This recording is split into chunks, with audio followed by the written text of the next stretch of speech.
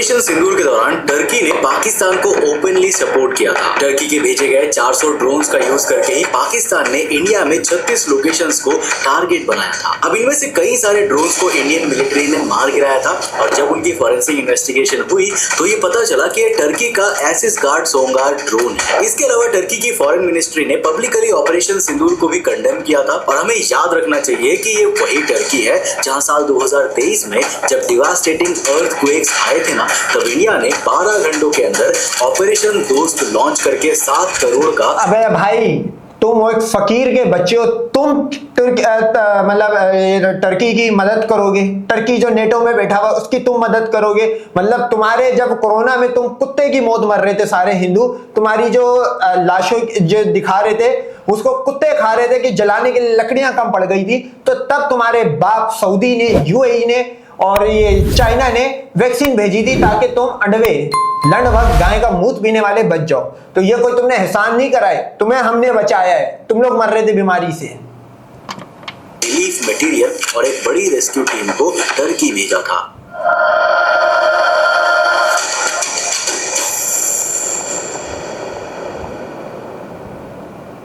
लेकिन टर्की फिर भी नहीं सुधरा। पर आखिर टर्की पाकिस्तान को सपोर्ट क्यों कर रहा है? क्या इसके पीछे सिर्फ एक रिलीजियस कॉज है या फिर टर्की कुछ बड़ी फ्यूचर प्लानिंग कर रहा है? वेल, टर्की की रीसेंट एक्टिविटीज को देखें तो लगता है कि टर्की एशिया में और स्पेसिफिकली इंडियन ओशन में एक मेजर पावर बनने की कोशिश में लगा हुआ है और टर्की का ये एशिया एएनयू इनिशिएटिव इंडिया के लिए एक मेजर कंसर्न है। तो आखिर क्या है टर्की का ये एशिया एएनयू इनिशिएटिव और कैसे इसके थ्रू टर्की इंडिया को एनसर्कल कर सकता है? आइए जानते हैं आज के इस एपिसोड में। सो हेलो गाइस, मैं हूं कौशिक और चलिए शुरू करते हैं एक और नए एपिसोड को।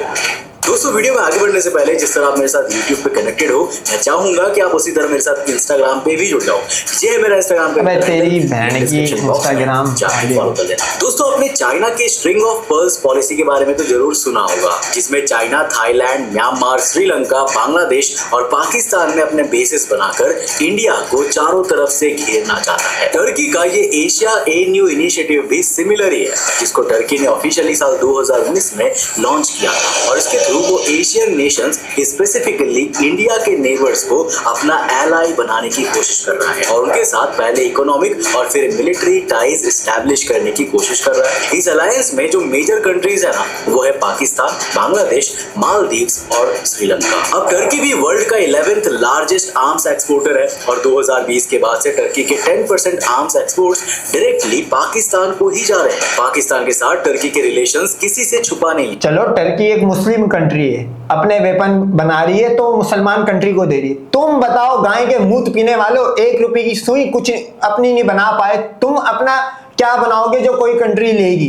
तुम तो पकड़ दकड़ की चीज लाते हो, असेंबल करते हो, बोलते हो ये तो हमने बनाई है। अबे तुम गधो, तुम लोग गाय की लैब से रेडिएशन से बचने वाले फार्मूले बनाते हो, तो तुम किसको करोगे? और हिंदू कंट्री कोई दुनिया में है भी नहीं, तो जब नहीं है तो फिर तुम दोगे भी किसको? तो वो तो मुस्लिम है, तो हमारा तो इकोसिस्टम बड़ा है, इसमें हमारी वो है। साल 2018 में भी पाकिस्तान ने टर्की से 4 मिलजेम क्लास स्टेल्थ वॉरशिप्स खरीदने के लिए $1.5 बिलियन का एग्रीमेंट साइन किया था। इस कॉन्ट्रैक्ट में टेक्नोलॉजी का ट्रांसफर भी शामिल था, यानी टर्की पाकिस्तान को ये भी बताने वाला था कि ये वॉरशिप्स कैसे बनानी है। टर्की की डिफेंस मिनिस्ट्री ने पाकिस्तान की आर्मी और नेवी को मॉडर्नाइज करने में भी उनकी हेल्प की है। साल 2009 से लेकर 2014 के बीच टर्किश एरोस्पेस इंडस्ट्री यानी कि TAI ने पाकिस्तान के 41 F-16 फाइटर जेट्स को मॉडर्नाइज और अपग्रेड किया था। फिर साल 2018 में ही पाकिस्तान ने टर्की को 30 T-129 A-टैक हेलीकॉप्टर्स का ऑर्डर दिया था, जिनकी कॉस्ट $1.5 बिलियन की थी। हालांकि बाद में यूएस के एक्सपोर्ट लाइसेंस रेस्ट्रिक्शंस के चलते ये डील कैंसिल हो गई, लेकिन टर्की हमेशा पाकिस्तान के साथ न्यू मिलिट्री टाइज बनाने की कोशिश करता है। पाकिस्तान के साथ साथ बांग्लादेश के साथ भी टर्की काफी लंबे समय से मिलिट्री टाइज को स्ट्रॉन्ग करने की कोशिश कर रहा है। साल 2013 में टर्की ने बांग्लादेश को Otokar Cobra light armoured vehicle supply किए थे। 2015 में टर्की ने फिर बांग्लादेश को गाइडेड मिसाइल वेपन्स ऑफर किए थे। फिर 2 साल बाद टर्किश फर्म डेल्टा डिफेंस को बांग्लादेश ने 680 लाइट आर्मर्ड व्हीकल्स का $1 बिलियन की वर्थ का कॉन्ट्रैक्ट दिया था। इसके अलावा साल 2010 से अभी तक टर्की ने बांग्लादेशी मिलिट्री के 3000 से ज्यादा ऑफिसर्स को स्पेशल ट्रेनिंग भी प्रोवाइड की है। और अभी साल 2025 में बांग्लादेश और टर्की मिलकर बांग्लादेश के चिट्टागोंग और नारायणगंज रीजन में joint defence production facilities setup करने की प्लानिंग कर रहे हैं। इसके अलावा मालदीव, जिसके साथ इंडिया के रिलेशंस ऑलरेडी खराब चल रहे हैं, Want to see the markets like a real pro? There's a platform trusted by millions. TradingView. वो भी चाइना और टर्की दोनों से अपनी इकोनॉमिक और मिलिट्री टाइज को स्ट्रॉन्ग। नहीं तो अंडवे तो खुश हो रहे थे, अंडवे बोल रहे थे वहां पे मोदी के लिए इस्तकबाल करा उसने, ये मिजू ने, तो तुम लोग खुश क्यों हो रहे थे फिर? कर रहा है। रिसेंटली अप्रैल 2025 में टर्की ने अपने farmer missile boat TCG Volkan P343 Maldives को गिफ्ट की है। ये वेसल एक साथ में 2 मिसाइल्स लॉन्च कर सकती है और इसमें एक ट्विन बैरल और एयर डिफेंस गन भी लगी हुई है। ये मालदीव्स को मिलने वाली आज तक की लार्जेस्ट वेसल होगी। और इसके पहले जनवरी 2024 में भी मालदीव्स ने टर्की के साथ एक डिफेंस डील साइन की थी, जिसमें मालदीव्स ने $37 मिलियन में टर्की से कुछ मिलिट्री ड्रोन्स खरीदे थे ताकि वो अपनी सी कोस्ट की पेट्रोलिंग कर सके। ये पेट्रोलिंग पहले इंडिया और मालदीव्स डिफेंस फोर्सेस साथ मिलकर करती थी, लेकिन जब से वहां पर मोहम्मद मोइजू पावर में आए हैं ना, तब से इंडिया के साथ मालदीव्स के टाइज खराब होते जा रहे हैं। साल 2023 में पावर में आते ही मोइजू ने सबसे पहले टर्की को विजिट किया था और फिर उसके बाद वो चाइना गया था। उसने मालदीव्स में रह रहे 77 इंडियन मिलिट्री पर्सनल्स को भी आइलैंड से वापस जाने के ऑर्डर्स दिए थे।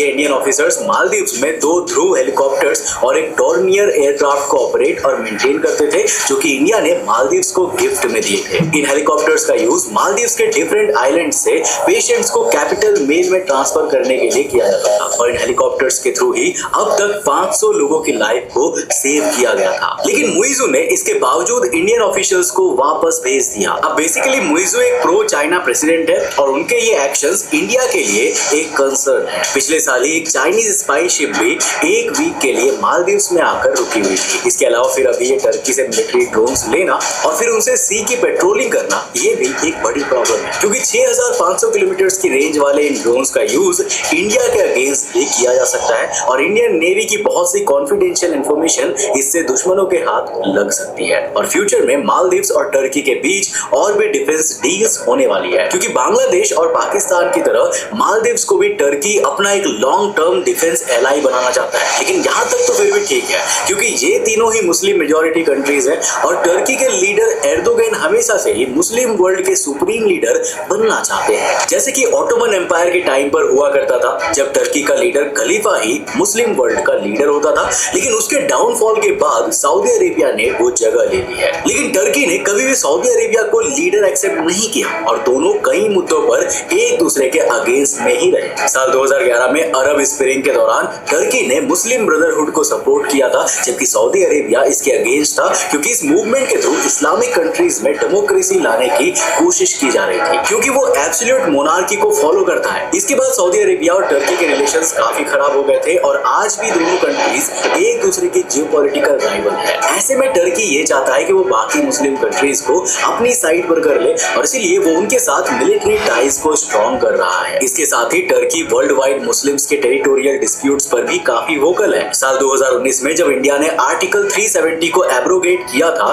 तब टर्की ने उसको भी क्रिटिसाइज किया था और कहा था कि India is further complicated the situation in Jammu and Kashmir and not serve peace and stability in the region. इसके बाद अभी साल 2025 फरवरी में जब टर्किश प्रेसिडेंट एर्दोगन 2 दिन के विजिट के लिए पाकिस्तान आए हुए थे, तब भी उन्होंने कश्मीर के मुद्दे पर कंट्रोवर्शियल रिमार्क दिया था। उन्होंने कहा था कि the Kashmir issue should be addressed according to the UN resolution through dialogue and keeping in mind the aspirations of the people of Kashmir, जिसके जवाब में इंडिया ने उन्हें अपने इंटरनल मैटर से दूर रहने को कहा था। लेकिन इसके बावजूद टर्की इस मुद्दे मुद्दे पर हमेशा बोलता ही रहता है, क्योंकि एर्दोगन का मानना है कि it was Turkey's responsibility to provide assistance to Muslims no matter where they are. अब चलो यहाँ तक तो समझ में आता है कि टर्की मुस्लिम वर्ल्ड का लीडर बनना चाहता है और इसीलिए वो मुस्लिम कंट्रीज के साथ अपने टाइज को स्ट्रॉन्ग कर रहा है और उन्हें आर्म्स सप्लाई कर रहा है। लेकिन श्रीलंका, टर्की का श्रीलंका के साथ भी मिलिट्री टाइज करना तो इंडिया के लिए डायरेक्ट एक चुनौती है। अभी 13 जून को ही टर्किश नेवी की वॉरशिप टीसीजी ब्यूकाडा ने श्रीलंका के कोलंबो पोर्ट को विजिट किया था और ये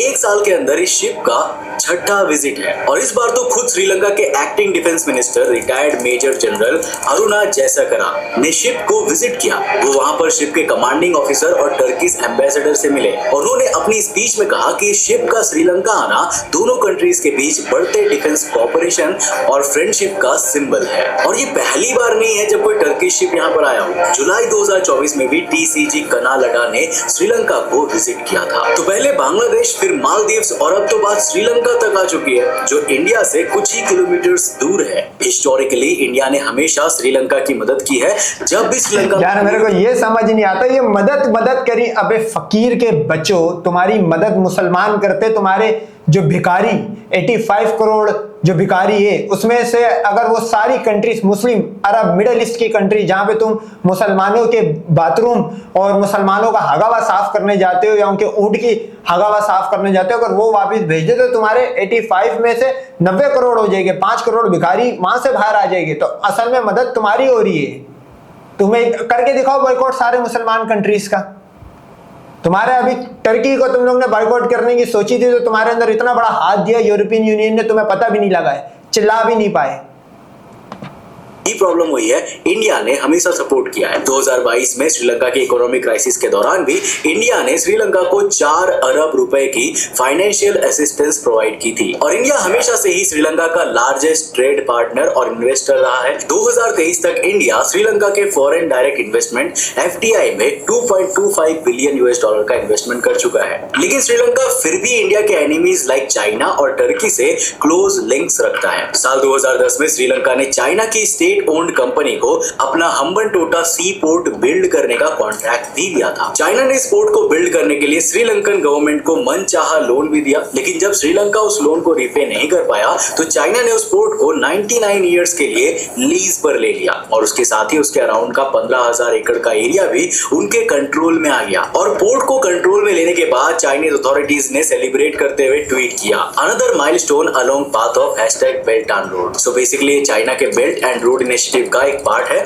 जिसमें चाइना फॉरेन कंट्रीज में इंफ्रास्ट्रक्चर्स को डेवलप करके वहां अपना इन्फ्लुएंस बढ़ाना चाहता है। इसके अंडर में ही चाइना ने अब तक वर्ल्ड के 35 पोर्ट्स को फाइनेंस किया है। तो बेसिकली इंडिया के लिए ये टाइम बहुत ही क्रूशियल है, क्योंकि इंडिया के जो भी नेबर्स है ना, सब उसके अगेंस्ट में है। पाकिस्तान तो हमारा दुश्मन है ही, बांग्लादेश में गवर्नमेंट चेंज होने के बाद से वो भी अब हमारे अगेंस्ट हो चुके हैं और अब श्रीलंका जो कई सालों से इंडिया का एलाई था वो भी हमारे साथ रहने के बजाय दुश्मनों से हाथ मिला रहा है। चाइना और टर्की जैसी कंट्रीज इंडिया को एनसर्कल करने की कोशिश कर रही है। जहां चाइना स्ट्रिंग ऑफ पर्ल्स पर काम कर रहा है, वहीं टर्की अपने एशिया एनयू इनिशिएटिव से इंडिया को परेशान करने की कोशिश में लगा हुआ है। अब टर्की का इन्फ्लुएंस सिर्फ श्रीलंका, मालदीव्स या बांग्लादेश तक लिमिटेड नहीं है, बल्कि वो पूरे IOR यानी इंडियन ओशन रीजन में अपने प्रेजेंस को मजबूत कर रहा है। जैसे कि सोमालिया इथियोपिया डिस्प्यूट में टर्की सोमालिया को सपोर्ट कर रहा है। टर्की के नेवल शिप्स सोमालिया के एक्सक्लूसिव इकोनॉमिक जोन में पेट्रोलिंग कर रहे हैं और इसके साथ ही टर्की सोमालिया में एक स्पेस रॉकेट साइट और मिसाइल फायरिंग टेस्ट साइट भी सेटअप करना चाहता है। टर्की का बिगेस्ट ओवरसीज मिलिट्री बेस भी सोमालिया में ही है।